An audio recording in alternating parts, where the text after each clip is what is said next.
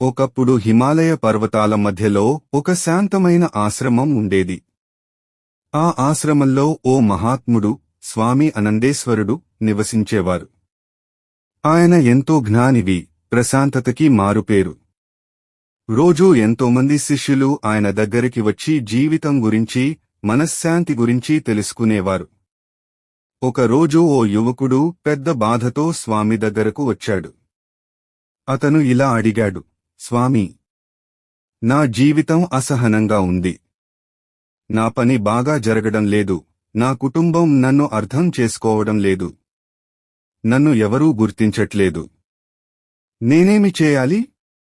అప్పుడు స్వామి చిన్నగా నవ్వుతూ అతనిని ఆశ్రమం వెనుక అడవిలోకి తీసుకెళ్లాడు. అక్కడ ఓ చెట్టు ఉండేది.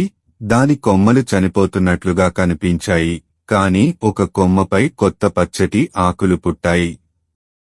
స్వామి చేతితో ఆ కొమ్మను చూపిస్తూ ఇలా అన్నారు, ఈ చెట్టు కొన్ని కొమ్మలు విడిచిపెడుతోంది, కొన్ని కొత్తగా పుట్టిస్తున్నది. ఈ ప్రక్రియ ప్రతి చెట్టుకి సహజం. మన జీవితంలోనూ అలాగే. కొన్ని సంబంధాలు, పనులు, ఆశలు క్షీణిస్తాయి. వాటిని వదిలేయడం ఒక పరిణతి. అతనికి అర్థమైంది, ఒక కొత్త అధ్యాయం మొదలవ్వాలంటే పాతదాన్ని వదిలిపెట్టాలి. ప్రతి ముగింపు ఒక కొత్త ప్రారంభానికి మార్గం. నీవు వదలగలిగినని భారాలు వదిలే వరకు నిజమైన శాంతి దగ్గరకు రాలేవు.